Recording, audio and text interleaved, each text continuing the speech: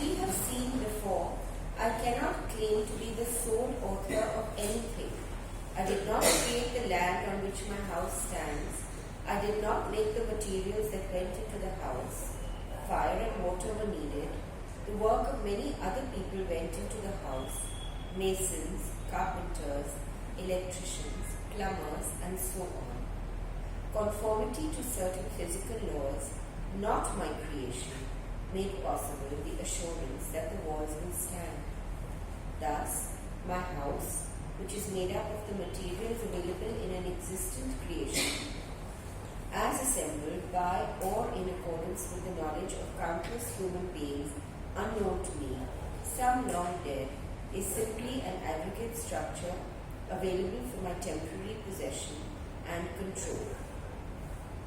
That is well and good, you may say, for a tangible object external to me, like a house. But there is something uniquely and specially mine, for which I certainly can claim factual ownership. That unique thing is my own body. Who else can claim my body? Many others can make claims over any given body. The mother can say, I bore this body, it is flesh of my flesh. It is mine, not separate from me. No, says the father. I am the instrumental cause, Nimitta Karana, of this body. I was involved in its creation. Not only did I provide all the food necessary for this body to grow, but the clothes and shelter also to protect it. The society, the community has a claim to the body. Collectively, the efforts of many have made available the things necessary for this body to be nurtured and have provided a society in which it can live. A spouse can say, this body belongs to me, a partner in marriage. We are two halves of a single marriage unit. I too have a claim. A child born to the marriage will also assert a claim. This body has a duty to me, to stay alive and perform work, so I will be cared for while my body grows up. It is endless, the people, the creatures, the materials and substances that can claim rights to this body. The family, the employer, the state, water, space, fire, air, goats, cows, sheep, grains, grass, fruits, vegetables, earth and sun, not to mention worms, mosquitoes, bugs and bacteria. The vulture says, someday, soon, that body is going to be my dinner. Oh no, says the virus. For generations it has been my home. Oh my God. Thus, even for my own body, I am only a managing trustee, nothing more than that. I am the indweller of this body. It is in my possession. As possessor, I can say my body, but only in terms of possession, definitely not in terms of ownership. Even the laws of the state recognize that bodies are entrusted. State laws prohibit suicide, reflecting the recognition that a body is a thing entrusted to the possession of a person, but which the person has no right to kill. He has the right to maintain it, but not to destroy it. A possessive right only to make use of it. An attitude of possession rather than an attitude of ownership towards anything is a relief, whether it is towards house, money, or one's own body. An attitude of possession puts the relationship with the thing claimed in factual perspective that promotes dispassion and objectivity.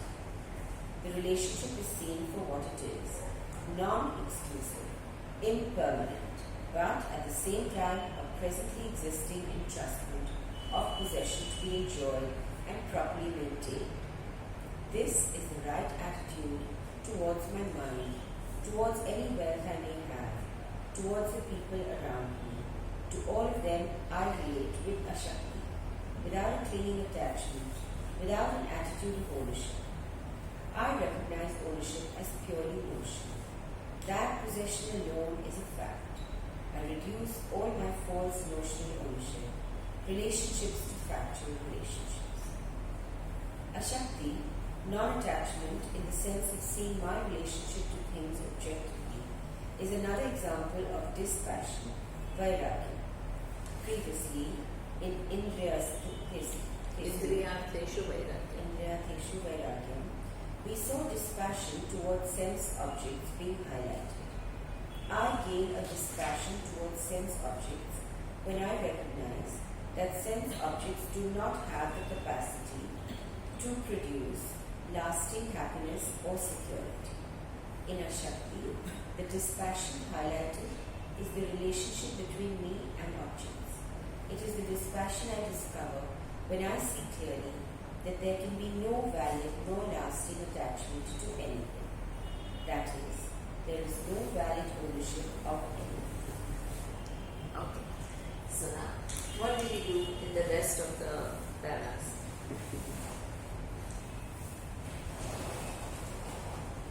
He basically showed how everyone has some ownership over some aspect of you. So there's no end to it. Yeah. And so put it in perspective basically, including the vulture and the virus. That's wild. It's true. Yeah. Good. What?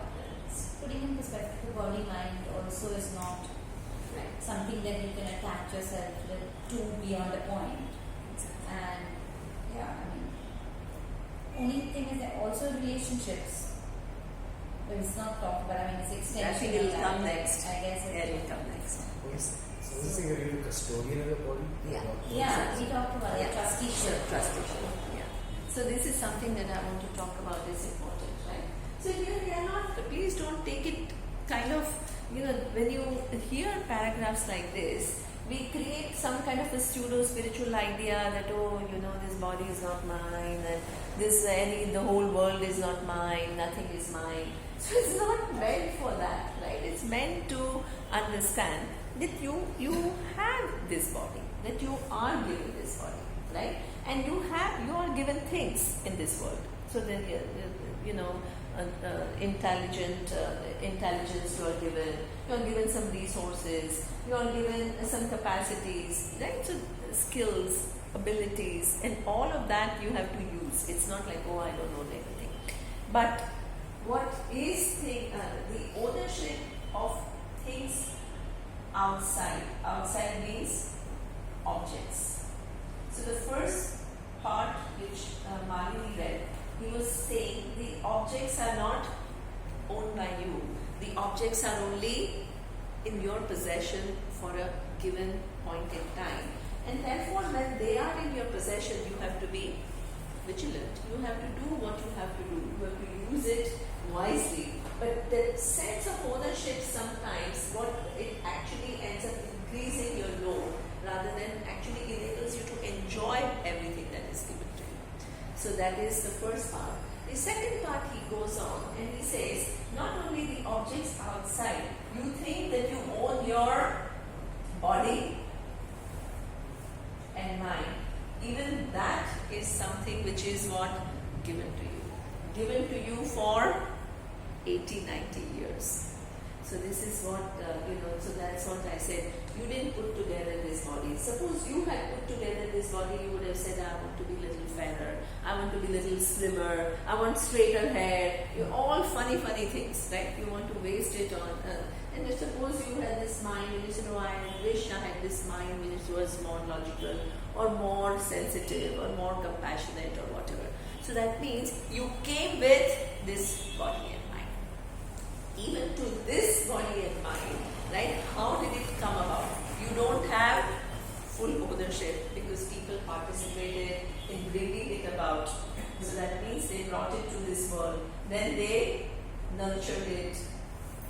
And so all the time, what people are participating in making this body and mind alive and possible and able to transact with the world. Okay? So when you understand that, then also this whole very strong sense of I, which is connected to this body, the ownership of body and mind, that also will go. And what you will understand is, I'm a trustee. I'm a trustee of this body and mind. It has been given to me. So how do I use it? Intelligent.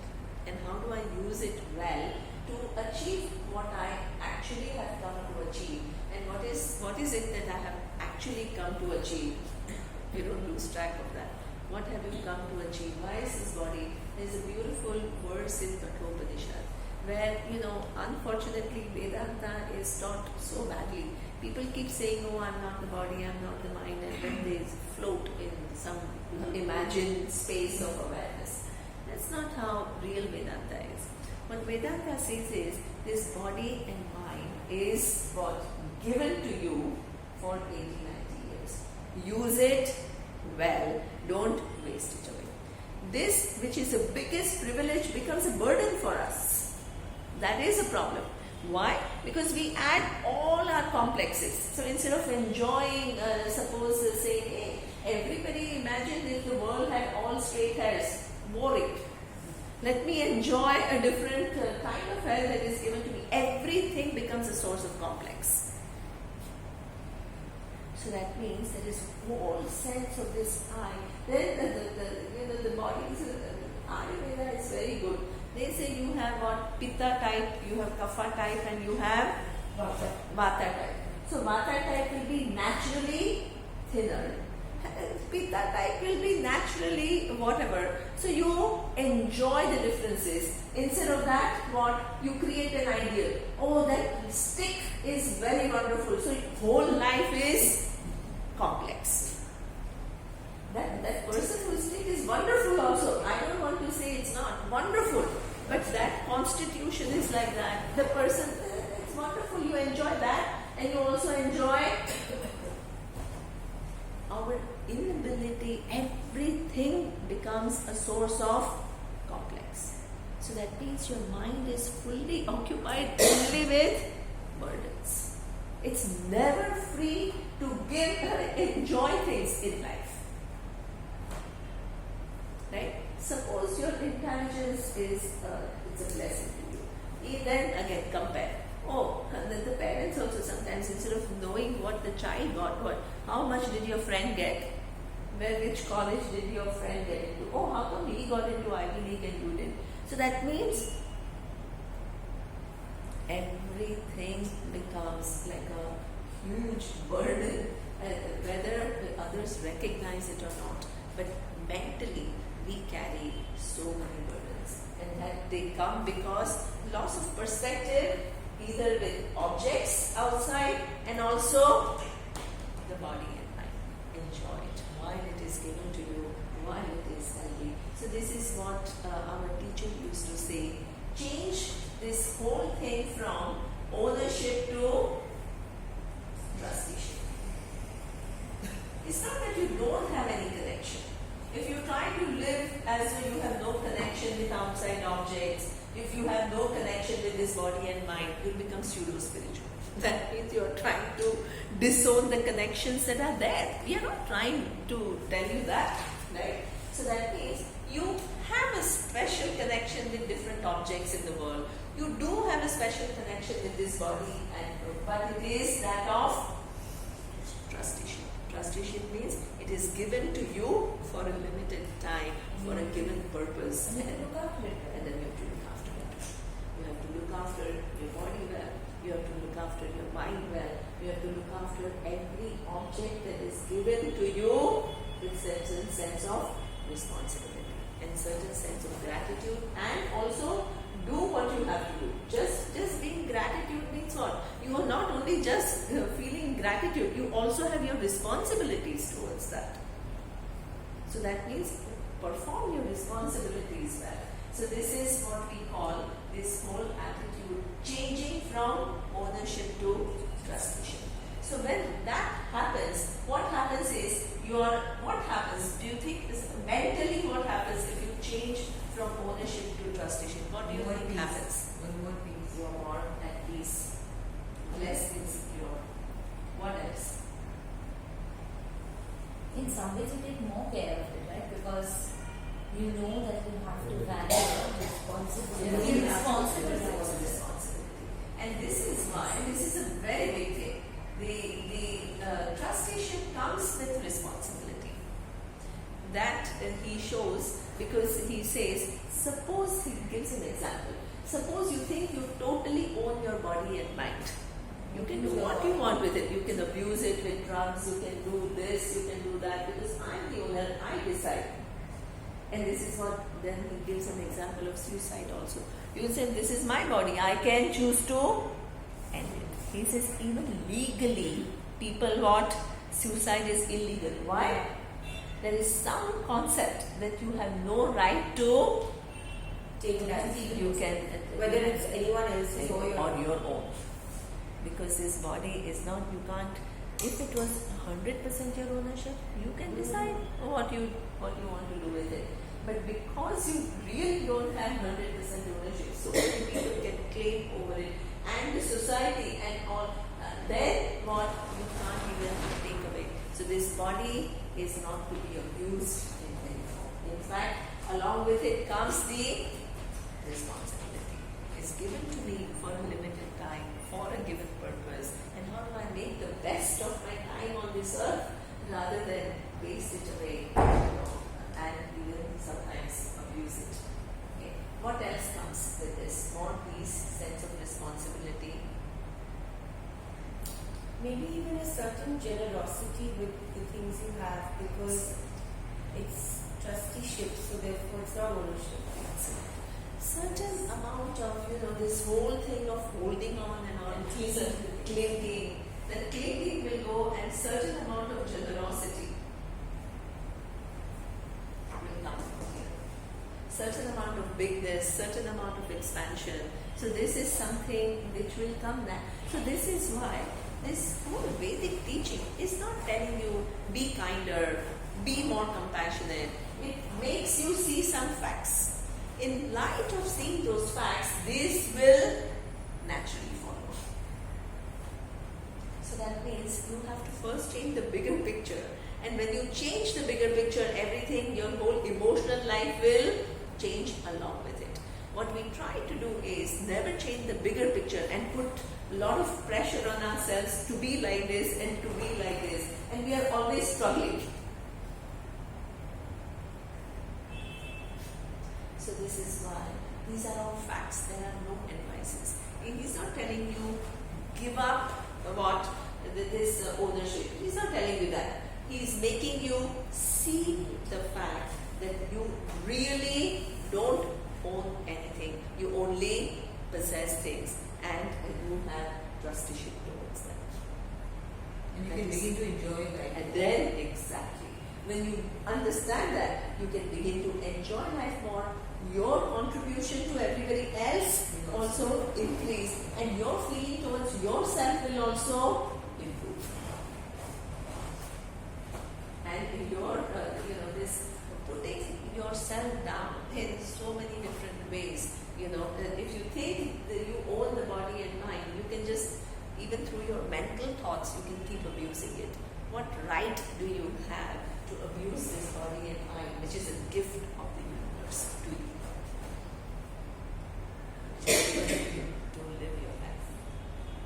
So this is something that it's a beautiful value. It's subtle, but it changes a lot of things. So I want to tell you one story, which is a nice story. I was working with the UN, and the first few days they give you a tour of the New York. So they make you visit all the different. I didn't. Start नहीं किया था, लेकिन बीच में stop कर, heavy file हो जाता है ना। Heavy file. हाँ। तो स्टार्ट करते। 40 minutes, 45 minutes. अभी फिर से किया। Party information. So we were taken. They make you see General Assembly, they see the Security Council, they see, this is very interesting. So I loved it. And then they showed one other hall, and it said Trusteeship Council. So now that Trusteeship Council, I said, what is it? Because I have not seen, because there is ECOSOC, the Economic and Social Council, then and the Secretariat. So then I said, what is this? So they said, this is no longer in operation. So I said, so why was it created? So they said that this was, the UN was formed right after the Second World War. And that is when there was a whole change of era. What was the change of era? All the colonies were getting independence. So that means what happened is all these countries in Africa and Asia, they were ruled by the British or the French or whoever, right? Spanish or whatever. Now they got independence, but they had not ruled any country for so long that they didn't have the bandwidth to start their own government right away. So therefore, there was what we call a trusteeship council was created. And what was the purpose of trusteeship council? The very the people who were colonizing, they had to help the local government to take over their own country. So that means for a few years, the colonies were still the British and the French were still there, but their whole attitude changed completely. Before they thought they owned the country. Now they had to facilitate the transition. There to be a caretaker government. They had to be caretaker government, and they had to actually, while being caretaker, they had to help the local country to take over the government. That in Maharashtra also. Presidents too. That's true, presidents too. So the same thing in India. 1947 is the independence, but the Republic Day is 1951. So it took about 4 or 5 years for Indian government to take over. This is why the last viceroy was Mountbatten, right? So he actually came to India to facilitate the transition. So this is what, even at that level, they understood. So that the people, their attitude in those 4 or 5 years, Mountbatten came with a totally different attitude than the previous viceroy. The position was exactly the same. But the purpose of what he was to do and it changed completely. So now, after 4 or 5 years, the transition was over. Then obviously the trusteeship council but it played a very big role in that transition. So therefore, the change of ownership to transition and to trusteeship is a very big step in your life.